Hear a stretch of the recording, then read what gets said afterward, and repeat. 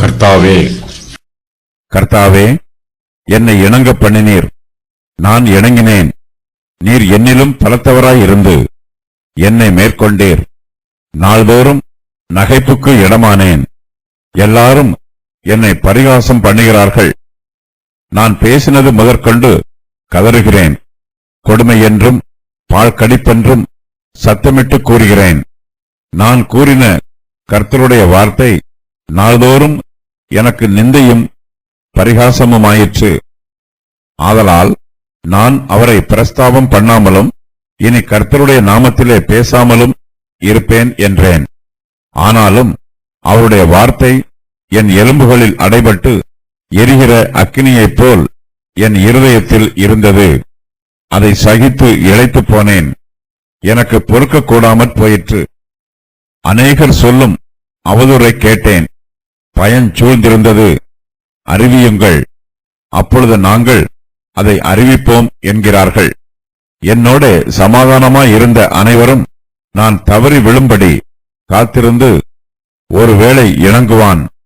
அப்பொழுது அவனை மேற்கொண்டு அவனில் குரோதம் தீர்த்துக் கொள்வோம் என்கிறார்கள்.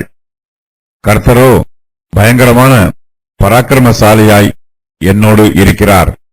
ஆகையால் என்னை துன்பப்படுத்துகிறவர்கள் மேற்கொள்ளாமல் இடறுவார்கள்.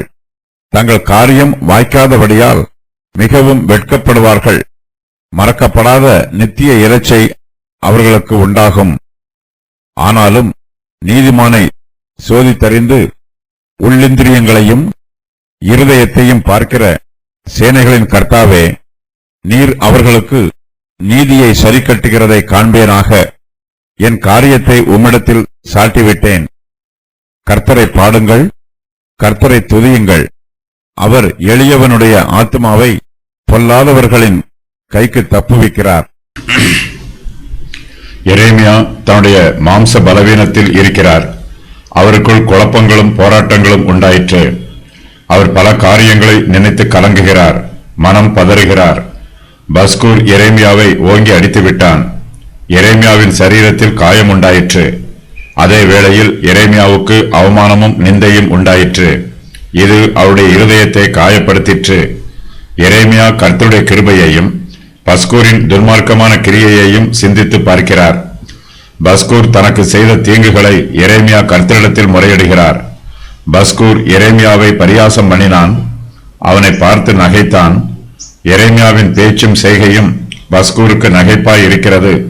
இதனால் எரேமியா நாள்தோறும் நகைப்புக்கு இடமாய் இருக்கிறார். எல்லோரும் அவரை பரியாசம் பண்ணுகிறார்கள். எரேமியாவிடம் தீங்கு ஒன்றும் காணப்படவில்லை. அவர் கர்த்தருக்கு விரோதமாக பேசவில்லை. கர்த்தர் தன் வாயில் போட்ட செய்திகளை எரேமியா அப்படியே சொல்லிவிடுகிறார்.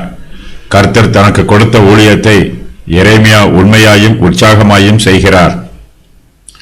எரேமியா தன்னுடைய ஊழியத்தை பற்றி சொல்லும்போது, நான் பேசினது முதற்கொண்டு கதறுகிறேன். கொடுமை என்றும் பாழ்கடிப்பு என்றும் சத்தமிட்டு கூறுகிறேன். நான் கூறின கர்த்தருடைய வார்த்தை நாள்தோறும் எனக்கு நிந்தையும் பரிகாசமும் ஆயிற்று என்று சொல்லுகிறார். எரேமியா பரியாச வார்த்தைகளை பேசவில்லை. அவர் தனிப்பட்ட முறையில் யாரையும் குற்றப்படுத்தவும் இல்லை. ஆனாலும் எரேமியாவின் பிரசங்க வாக்கியங்கள் அவர்களுக்கு நகைப்பாய் இருக்கிறது. எரேமியா பேசுகிற வார்த்தைகள் அவருடைய சொந்த வார்த்தைகளும் அல்ல, அவை கர்த்தருடைய வார்த்தைகள். எரேமியா கர்த்தருடைய வார்த்தையை மாத்திரமே பேசுகிறார். ஆனாலும் நான் கூறின கர்த்தருடைய வார்த்தை நாள்தோறும் எனக்கு நிந்தையும் பரியாசமும் ஆயிற்று என்று சொல்லி எரேமியா வேதனைப்படுகிறார். எரேமியா கர்த்தருடைய வார்த்தையை பிரசங்கம் பண்ணும் விதத்தை பார்த்து எருசலேமின் குடிகள் நகைக்கிறார்கள். அவர் பிரசங்கம் பண்ணுகிற செய்தியை கேட்டு அவர்கள் எரேமியாவை பரியாசம் பண்ணுகிறார்கள். எரேமியா பேசினது முதற்கொண்டு கதறுகிறார். அவர் கர்த்தருடைய செய்தியை ஏனோ தானோவென்று ஆர்வம் இல்லாமல் பேசுகிறவர் அல்ல. எரேமியாவின் பிரசங்கத்தில் ஜீவன் இருக்கும். அவர் பிரசங்கம் பண்ணுவதை நேசிக்கிறார். மனுஷருக்கு எப்படி சொன்னால் புரியுமோ அப்படி பிரசங்கம் பண்ணுகிறார். எரேமியா கர்த்தருடைய நாமத்தினாலே பிரசங்கம் பண்ண ஆரம்பித்த நாளில் இருந்து அவர் உண்மையாயும் உத்தமமாயும் ஆர்வமாயும் ஊழியம் செய்கிறார். கர்த்தருடைய செய்தியை மிகுந்த வாஞ்சையோடு சொல்லுகிறார். நான் பேசினது முதற்கொண்டு சத்தமிட்டு கூறுகிறேன் என்று எரேமியா சொல்லுகிறார். பிரசங்க செய்தியை கேட்கிறவர்கள் ஆர்வம் இல்லாமல் இருந்தாலும் பிரசங்கிக்கிறவர்கள் அவர்களுக்கு புரியும்படி சொல்ல வேண்டும். அவருடைய மனதில் ஆர்வத்தை உண்டு பண்ண வேண்டும். எரேமியா கொடுமை என்றும் பால்கடிப்பு என்றும் சத்தமிட்டு கூறுகிறார். யூதாவின் மனுஷரும் எருசலேமின் குடிகளும் ஒருவரை ஒருவர் பலவந்தம் பண்ணுகிறார்கள், ஒருவருக்கொருவர் ஏமாற்றிக் கொள்கிறார்கள், தங்களை தாங்களே வஞ்சித்துக் கொள்கிறார்கள். அவர்கள் எல்லோரும் மொத்தமாக கர்த்தருக்கு விரோதமாய் பாவம் செய்கிறார்கள். இதனால் அவர்கள் மீது கொடுமையும் பால்கடிப்பும் கர்த்தர் கொடுக்கும் தண்டனையாக வரும். எரேமியா சரியாக பேசவில்லை என்று யூதாவின் மனுஷர் அவரை பரியாசம் பண்ணினார்கள். இப்போதோ அவர் அதிகமாய் பேசுகிறார் என்று சொல்லி அவரை நிந்திக்கிறார்கள். யூதாவின் மனுஷரிடத்தில் நல்ல சுபாவம் இல்லை. அவர்களுக்கு கர்த்தர் மீதும் பிரியமில்லை, அவருடைய ஊழியக்காரர்கள் மீதும் பிரியமில்லை. கர்த்தருடைய வார்த்தையை செவி கொடுத்து கேட்க வேண்டும் என்னும் ஆர்வமும் இல்லை. யூதாவின் மனுஷரிலும் எருசலேமின் குடிகளிலும் அநேகர் எரேமியாவுக்கு விரோதமாக அவதூறான வார்த்தைகளை பேசுகிறார்கள். எரேமியாவை கொன்று போட சதி ஆலோசனை பண்ணுகிறார்கள். எரேமியா பலவீனமானவன் என்று சொல்லி அவரை பரியாசம் பண்ணுகிறார்கள். இப்போதோ எரேமியா மோசமானவன் என்று சொல்லி அவரை நிந்திக்கிறார்கள். எரேமியா யூதா ஜனங்களுக்கும் யூதா தேசத்திற்கும் ஆபத்தானவர் என்று அவர் மீது பொய்யாய் குற்றம் சொல்லுகிறார்கள். எரேமியாவின் சத்துருக்கள் தந்திரமாய் பேசுகிறார்கள், மோசமான சதி ஆலோசனைகளை பண்ணுகிறார்கள். அவர்கள் எதை பேசினாலும் எரேமியாவுக்கு முன்பாக நேருக்கு நேராக பேச மாட்டார்கள், அவருடைய முதுகுக்கு பின்பாக பேசுவார்கள். அவர்கள் பேசுவது எரேமியாவுக்கு மறைவாய் இராது. அவர்களுடைய வார்த்தைகள் எரேமியாவின் செவிகளில் விழும். அநேகர் சொல்லும் அவதூறை கேட்டேன், பயம் சூழ்ந்திருந்தது என்று எரேமியா சொல்லுகிறார். கர்த்தருடைய ஆலயத்தில் பஸ்கூர் மாத்திரமே பிரதான விசாரணை கர்த்தனாய் இருக்கிறான். கர்த்தர் அவனுடைய பெயரை மாற்றி மீசாபீப் என்று அழைக்கிறார். இப்போது எரேமியாவுக்கு முன்பாக ஏராளமானோர் மாகோர் மீசாபீப்புக்களாக இருக்கிறார்கள். பஸ்கூரை போல கொடிய குணமுள்ளவர்கள் அங்கு ஏராளமானோர் இருக்கிறார்கள். எரேமியா யூதா மனுஷருடைய மனதில் திகிலையும் பயத்தையும் நடுக்கத்தையும் உண்டு பண்ணுகிறார் என்று அவர் மீது குற்றம் சொல்லுகிறார்கள். எரேமியாவின் பிரசங்கத்தினால் யூதா மனுஷர் மத்தியில் சந்தோஷமும் சமாதானமும் ஆறுதலும் நீங்கி போயிற்று என்று சொல்லுகிறார்கள். எரேமியா யூதா மனுஷருக்கு விரோதமாக பேசுகிறார் என்றும் அவர் மீது குற்றம் சுமத்தப்படுகிறது. எரேமியாவை ஒரு கலகக்காரர் என்று சொல்லுகிறார்கள். எரேமியாவின் சத்துருக்கள் யூதா மனுஷரிடத்தில் அறிவியுங்கள், அப்பொழுது அதை நாங்கள் அறிவிப்போம் என்று சொல்லுகிறார்கள். எரேமியாவை பற்றி அவர்கள் எப்படிப்பட்ட குற்றச்சாட்டுக்களை சொன்னாலும் அதை அரண்மனையில் அறிவிப்பதற்கு அவர்கள் ஆயத்தமாய் இருக்கிறார்கள். குற்றச்சாட்டுக்கள் பொய்யாக இருந்தாலும் அதை ஜோடித்து எரேமியாவுக்கு கெட்ட பெயரை உருவாக்க முயற்சி பண்ணுகிறார்கள். எரேமியாவுக்கு விரோதமாக சொல்லப்படும் குற்றச்சாட்டுக்களை பெரிதுபடுத்தி அவருக்கு அதிகமான தண்டனை கொடுக்கப்படுவதற்கு முயற்சி பண்ணுகிறார்கள். எரேமியாவின் சத்துருக்கள் அவருடைய முகத்திற்கு நேராக தூஷண வார்த்தைகளை பேசுகிறார்கள். எரேமியா இந்த வார்த்தைகளை கேட்டு அமைதியாக இருக்க மாட்டார் என்றும், கோபப்பட்டோ அல்லது அவசரப்பட்டோ ஏதாவது பேசிவிடுவார் என்றும் எதிர்பார்க்கிறார்கள். அவருடைய வார்த்தைகளில் குற்றம் கண்டுபிடித்து அவர் மீது வழக்கு தொடரலாம் என்று எரேமியாவின் சத்துருக்கள் எதிர்பார்க்கிறார்கள். இயேசு கிறிஸ்து ஊழியம் செய்த போதும் அவருடைய வார்த்தையில் குற்றம் கண்டுபிடிக்கும்படிக்கு பரிசேயரும் பிரதான ஆசாரியரும் அவருக்கு விரோதமாக தங்களுடைய வேவுகாரரை அனுப்பினார்கள். அவர்கள் சமயம் பார்த்து தேசாதிபதியின் ஆளுகைக்கும் அதிகாரத்துக்கும் அவரை ஒப்புக் கொடுக்கும்படி அவருடைய பேச்சிலே குற்றம் கண்டுபிடிக்கலாம் என்று தங்களை உண்மை உள்ளவர்களாக காண்பிக்கிற வேவுகாரரை அவரிடத்தில் அனுப்பினார்கள். லூக்கா 20:20. இவைகள் அவர்களுக்கு அவர் சொல்லுகையில் வேதபாரகரும் பரிசேயரும் அவர் மேல் குற்றம் சாட்டும் பொருட்டு அவர் வாய்மொழியில் ஏதாகிலும் பிழை கண்டுபிடிக்க வேண்டும் என்று உபாயம் பண்ணி அவரை மிகவும் நெருக்கவும் அநேக காரியங்களை குறித்து பேசும்படி அவரை ஏவவும் தொடங்கினார்கள். லூக்கா 11:53-54. எரேமியாவின் சத்துருக்கள் அவரோடு சமாதானமாய் இருப்பது போல மாய்மாலம் பண்ணுகிறார்கள். எரேமியா தவறி விழும்படி அவர்கள் காத்திருக்கிறார்கள். ஒருவேளை இணங்குவான், அப்பொழுது அவனை மேற்கொண்டு அவனில் குரோதம் தீர்த்து கொள்வோம் என்று எரேமியாவுக்கு விரோதமாய் சதி ஆலோசனை பண்ணுகிறார்கள். எரேமியாவின் சத்துருக்கள் அவரிடத்தில் சமாதானமாய் இருப்பது போல நடித்து அவரிடத்தில் பேசுகிறார்கள். வார்த்தைகள் அதிகரிக்கும் போது எரேமியாவின் மீது குற்றம் கண்டுபிடித்து விடலாம் என்று தங்களுக்குள் யோசிக்கிறார்கள். எரேமியா யூதா மனுஷரின் தப்பிதங்களையும் தேவனுடைய நியாய தீர்ப்பையும் பற்றி சொல்லுவார். யூதா தேசத்திற்கு அழிவு வரும் என்று தேசத்திற்கு விரோதமாய் பேசுவார். அப்போது அவர் மீது குற்றம் கண்டுபிடிக்கலாம் என்று சத்துருக்கள் காத்துக் கொண்டிருக்கிறார்கள். எரேமியாவின் சத்துருக்கள் அவருக்கு விரோதமாய் சதி ஆலோசனை பண்ணும்போது எரேமியாவுக்கு மற்றொரு சோதனையும் வருகிறது. கர்த்தரே எரேமியாவை தம்முடைய தீர்க்கதரிசியாக நியமித்திருக்கிறார். கர்த்தருடைய வார்த்தையை எரேமியா அறிவிக்க வேண்டும். ஆனால் எரேமியாவோ கர்த்தரோடு வழக்காட விரும்புகிறார். கர்த்தாவே, என்னை இணங்க பண்ணினீர், நான் இணங்கினேன் என்று எரேமியா கர்த்தரிடத்தில் சொல்லுகிறார். இந்த வாக்கியத்திற்கு கர்த்தாவே, என்னை ஏமாற்றினீர், நான் ஏமாந்து போனேன் என்று பொருள். எரேமியா தன்னுடைய பலவீனத்தினாலும் மனதின் குழப்பத்தினாலும் இப்படி பேசுகிறார். எரேமியாவின் காலத்திற்கு முன்பாக ஏராளமான தீர்க்கதரிசிகள் கர்த்தருக்கு ஊழியம் செய்திருக்கிறார்கள். சத்துருக்கள் அவர்களை எப்படி துன்பப்படுத்தினார்கள் என்பது எரேமியாவுக்கு தெரியும். எல்லா தீர்க்கதரிசிகளுக்கும் உபத்திரவம் வருவது போலவே எரேமியாவுக்கும் உபத்திரவம் வந்திருக்கிறது. ஊழியக்காரர்களுக்கு துன்பமும் வேதனையும் வருவது புதுமை அல்ல. கர்த்தர் எரேமியாவின் ஊழியத்தை பற்றி ஏற்கனவே அவருக்கு விவரமாக சொல்லி இருக்கிறார்.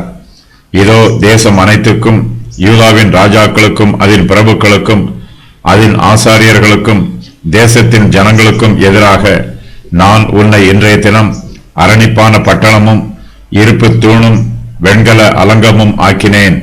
அவர்கள் உனக்கு விரோதமாக யுத்தம் பண்ணுவார்கள், ஆனாலும் உன்னை மேற்கொள்ள மாட்டார்கள்.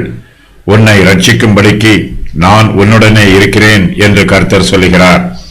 எரேமியா 1:18-19.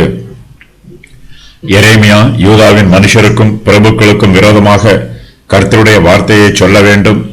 எரேமியாவின் ஊழியத்திற்கு எதிர்ப்பு உண்டாகும்.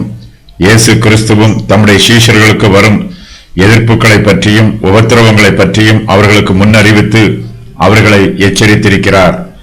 ஊழியத்தில் எதிர்ப்புகள் வரும்போது சீஷர்கள் இடறல் அடைந்துவிடக்கூடாது. நீங்கள் இடறல் அடையாதபடிக்கு இவைகளை உங்களுக்கு சொன்னேன். அவர்கள் உங்களை ஜெப ஆலயங்களுக்கு புறம்பாக்குவார்கள்.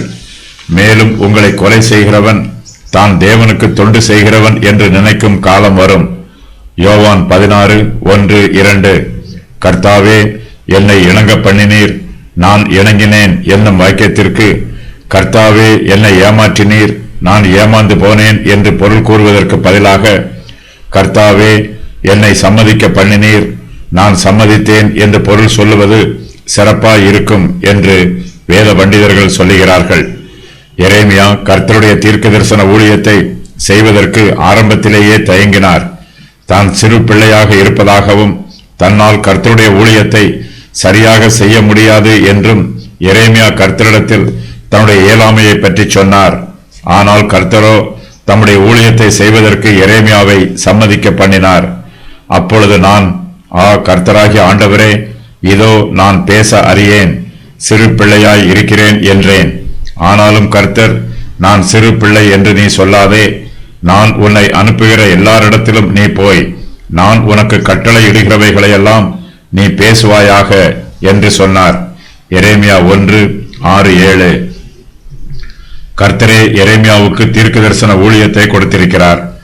ஆனால் கர்த்தர் இந்த ஊழியத்தில் தனக்கு ஆதரவாகவும் துணையாகவும் இல்லை என்று எரேமியா கர்த்தரிடத்தில் முறையிடுகிறார். தனக்கு தீர்க்க தரிசன ஊழியம் வேண்டும் என்று எரேமியா கர்த்தரிடத்தில் விண்ணப்பம் பண்ணவில்லை. தீர்க்க தரிசன ஊழியத்தின் மீது எரேமியா பிடிவாதமாய் இருந்து இந்த ஊழியத்தை அவர் கர்த்தரிடத்திலிருந்து பெற்றுக்கொள்ளவும் இல்லை. கர்த்தரே தீர்க்க தரிசன ஊழியத்தை எரேமியாவுக்கு கொடுத்திருக்கிறார். இந்த ஊழியத்தை செய்வதற்கு எரேமியாவுக்கு ஆரம்பத்தில் விருப்பமில்லை. ஆனாலும் இந்த ஊழியத்தை செய்யுமாறு கர்த்தர் எரேமியாவை சம்மதிக்க பண்ணினார்.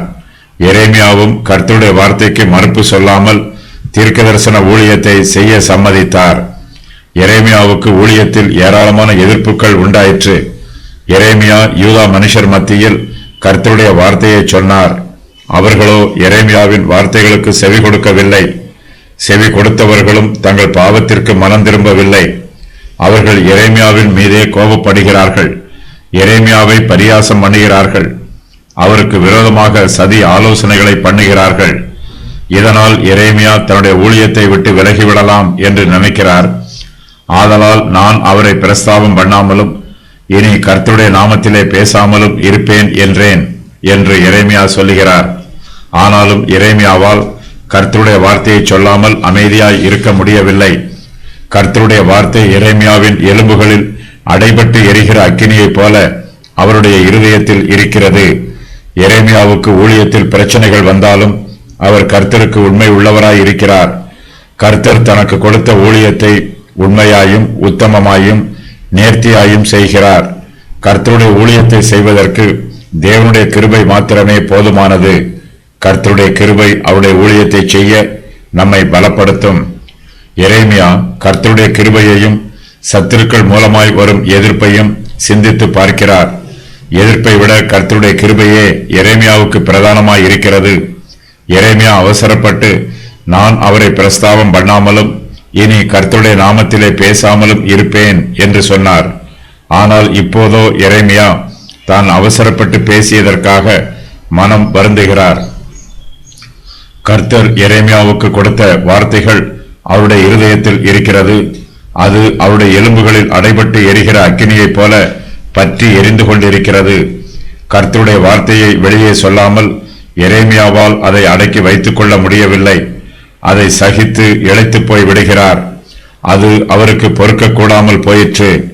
எரேமியாவால் கர்த்தருடைய வார்த்தையை பேசாமல் இருக்க முடியவில்லை. என் நாவினால் பாவம் செய்யாதபடிக்கு நான் என் வழிகளை காத்து துன்மார்க்கன் எனக்கு முன்பாக இருக்க மட்டும் என் வாயை கடிவாளத்தால் அடக்கி வைப்பேன் என்றேன். நான் மௌனமாகி ஊமையாய் இருந்தேன், நலமானதையும் பேசாமல் அமர்ந்திருந்தேன். ஆனாலும் என் துக்கம் அதிகரித்தது, என் இருதயம் எனக்குள்ளே அனல் கொண்டது, நான் தியானிக்கையில் அக்கினி மூண்டது. அப்பொழுது என் நாவினால் விண்ணப்பம் செய்தேன். சங்கீதம் 39 1 முதல் 3 வரை. வார்த்தைகள் எனக்குள் நிறைந்திருக்கிறது, என் உள்ளத்தில் உள்ள ஆவி என்னை நெருக்கி ஏவுகிறது.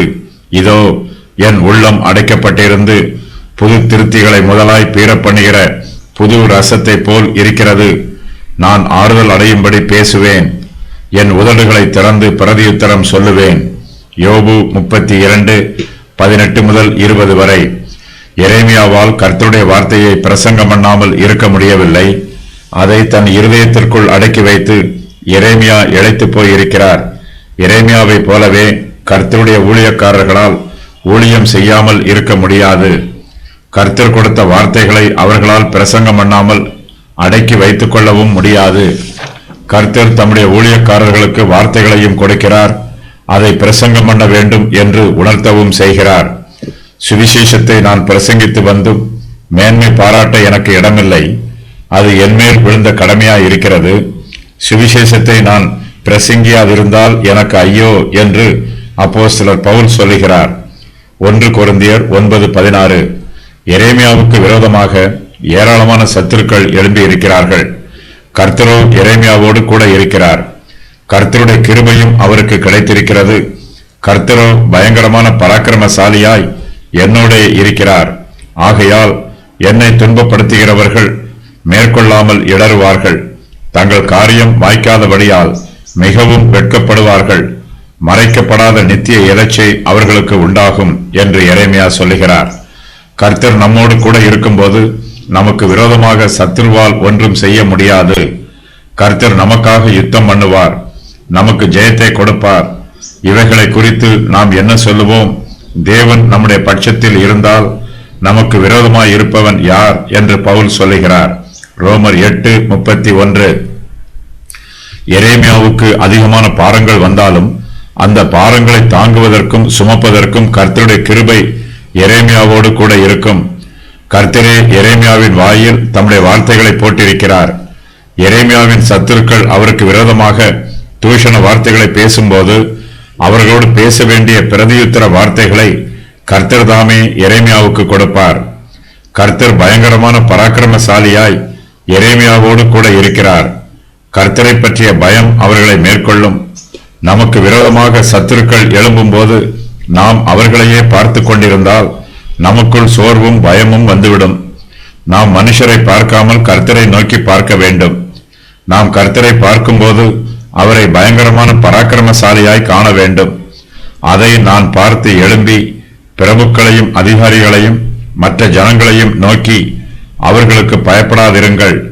நீங்கள் மகத்துவமும் பயங்கரமுமான ஆண்டவரை நினைத்து உங்கள் சகோதரருக்காகவும் உங்கள் குமாரருக்காகவும் உங்கள் மனைவிகளுக்காகவும் உங்கள் வீடுகளுக்காகவும் யுத்தம் பண்ணுங்கள் என்றேன். நெகேமியா 4:14.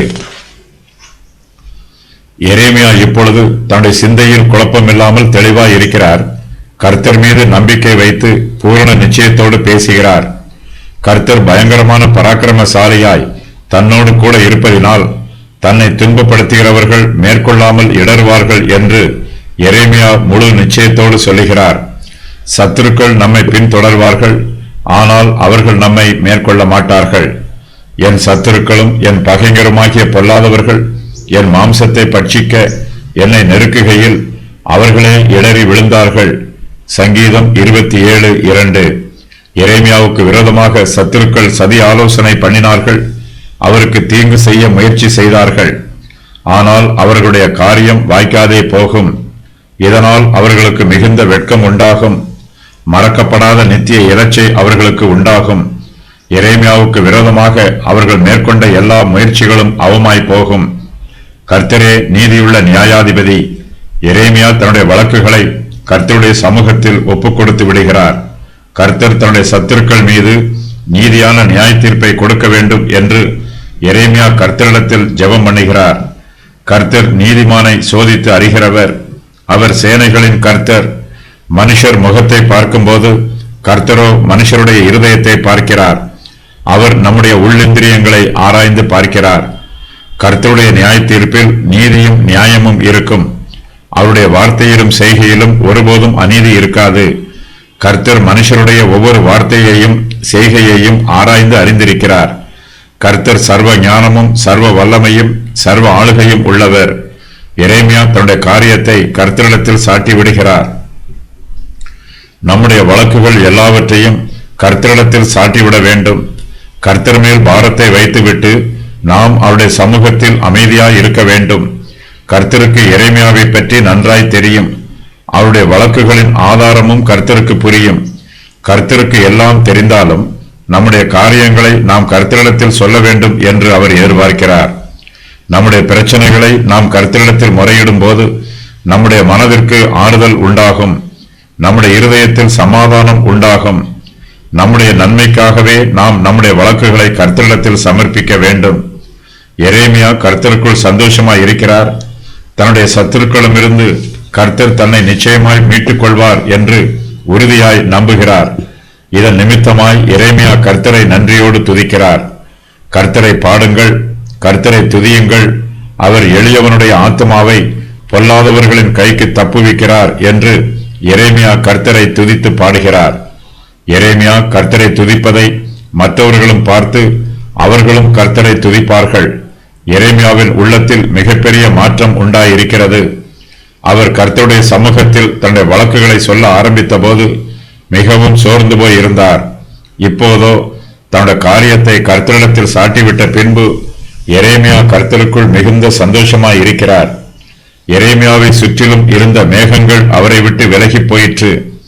அவருக்கு விரோதமாக குற்றம் சொன்னவர்களும் பரியாச வார்த்தைகளை பேசியவர்களும் இப்போது பேச முடியாமல் அமைதியாய் இருக்கிறார்கள். எரேமியாவின் துக்கம் சந்தோஷமாய் மாறிற்று. அவருடைய முறையீடுகள் ஸ்தோத்திர வார்த்தைகளாக மாறிற்று. எரேமியா கர்த்தரை நம்பினார். அவருடைய நம்பிக்கை வீண் போகவில்லை. கர்த்தர் எரேமியாவின் இருதயத்தில் சந்தோஷமான மாற்றத்தை உண்டு பண்ணி இருக்கிறார். எரேமியாவின் வாயில் கர்த்தர் போட்ட வார்த்தை இருக்கிறது. அவருடைய இருதயத்தில் சந்தோஷமும் ஆறுதலும் இருக்கிறது.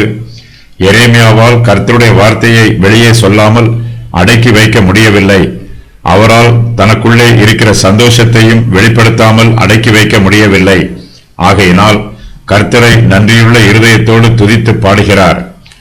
எரேமியா மிகுந்த பாடுகளிலும் வேதனைகளிலும் இருந்தபோது கர்த்தரே அவருக்கு ஆதரவாய் இருந்து அவருடைய பிரச்சனைகளில் இருந்து அவரை விடுவித்தார். அதன் பின்பு பஸ்கூரின் கைக்கும் கர்த்தர் எரேமியாவை தப்புவித்தார். இதுவரையிலும் தனக்கு உதவி செய்த கர்த்தர் இனிமேலும் உதவி செய்வார் என்று எரேமியா நம்புகிறார். அப்படிப்பட்ட மரணத்தினின்றும் அவர் எங்களை தப்புவித்தார், இப்பொழுதும் தப்புவிக்கிறார், இன்னும் தப்புவிப்பார் என்று அவரை நம்பியிருக்கிறோம். 2 கொரிந்தியர் 1:10. கர்த்தர் எரேமியாவின் ஆத்துமாவை பாவத்திற்கு தப்புவிக்கிறார். சத்துருக்கள் எரேமியாவை துன்பப்படுத்திய போது அவருடைய ஆத்துமா பாவத்தில் விழுந்துவிடும் ஆபத்தில் இருந்தது. கர்த்தரோ எரேமியாவை பாவத்தின் ஆபத்துக்களுக்கும் கண்ணிகளுக்கும் வலைகளுக்கும் குழிகளுக்கும் விலக்கி காத்துக் கொள்கிறார்.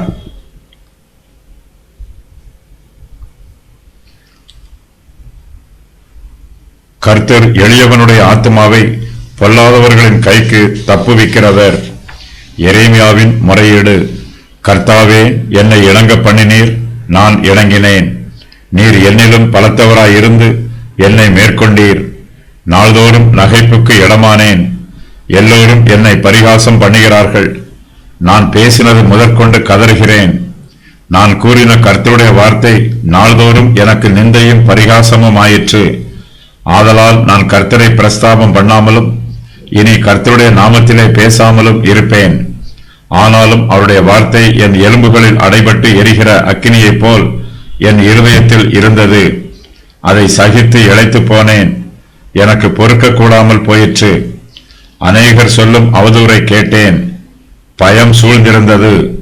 என்னோட சமாதானமாய் இருந்த அனைவரும் நான் தவறி விழும்படி காத்திருந்து ஒருவேளை இணங்குவான், அப்பொழுது அவனை மேற்கொண்டு அவனில் குரோதம் தீர்த்து கொள்வோம் என்கிறார்கள். சாதாரண மனுஷரை போல எரேமியாவும் தனக்கு சோதனை வரும்போது கர்த்தரை குறை கூறுகிறார். தன்னுடைய பாடுகளுக்கும் நிந்தைகளுக்கும் கர்த்தரே காரணம் என்று முறையிடுகிறார். சவுக்கால் அவரை 39 தடவைகள் அடித்தார்கள். இரவு முழுவதும் எரேமியா காவல் அறையில் இருந்தார். ஏராளமான ஜனங்கள் அவரை பரிகாசம் பண்ணினார்கள். கர்த்தர் தன்னை அழைத்திருக்காவிட்டால் தனக்கு இப்படிப்பட்ட நிந்தைகள் வந்திருக்காது என்று எரேமியா முறையிடுகிறார். இந்த வாக்கியத்தில் இணங்குதல் என்பதற்கு ஏமாற்றி சம்மதிக்க வைத்தல் என்று பொருள். இதற்கான எபிரேய வார்த்தை பத்தா என்பதாகும். தான் தீர்க்க தரிசனம் உரைத்ததினால் எந்த பயனும் ஏற்படவில்லை என்றும் யாரும் மனம் திருந்தவில்லை என்றும் ஆகையினால் தன்னுடைய பிரசங்கங்கள் எல்லாம் வீணாயிற்று என்றும் தன்னுடைய வாழ்நாட்கள் விருதாவாக கழிந்தது என்றும் எரேமியா நினைக்கிறார். ஆகையினால் இனிமேல் கர்த்தருடைய வார்த்தையை அறிவிக்க கூடாது என்று எரேமியா தீர்மானம் செய்கிறார். ஆனால் எரேமியாவால் கர்த்தருடைய வார்த்தையை பேசாமல் இருக்க முடியவில்லை. கர்த்தருடைய வார்த்தை எரேமியாவின் எலும்புகளில் அடைபட்டு எரிகிற அக்கினியைப் போல அவருடைய இருதயத்தில் இருக்கிறது. அதை அவரால் அடக்கிக் கொள்ள முடியவில்லை.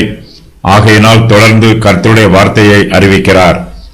எரேமியாவின் வார்த்தைகளை கேட்ட ஜனங்கள் அவர் மீது கோபப்படுகிறார்கள். எரேமியாவிற்கு எதிராக சதி ஆலோசனை பண்ணுகிறார்கள். ராஜாவிடம் எரேமியாவின் வார்த்தைகளை அறிவித்து அவரை பழிவாங்க வேண்டும் என்று தீர்மானம் பண்ணுகிறார்கள். எரேமியாவின் நம்பிக்கை. கர்த்தரோ பயங்கரமான பராக்கிரமசாலியாய் என்னோடு இருக்கிறார். என்னை துன்பப்படுத்துகிறவர்கள் இடறுவார்கள். அவர்கள் என்னை மேற்கொள்ள மாட்டார்கள். அவர்கள் காரியம் வாய்க்காது. அவர்கள் மிகவும் வெட்கப்படுவார்கள். மறக்கப்படாத நித்திய இலச்சை அவர்களுக்கு உண்டாகும். சேனைகளின் கர்த்தர் நீதிமானை சோதித்தறிந்து உள்ளிந்திரியங்களையும் இருதயத்தையும் பார்க்கிறவர். என் காரியத்தை உம்மிடத்தில் சாட்டிவிட்டேன். கர்த்தரை பாடுங்கள், கர்த்தரை துதியுங்கள். அவர் எளியவனுடைய ஆத்துமாவை பொல்லாதவர்களின் கைக்கு தப்புவிக்கிறார்.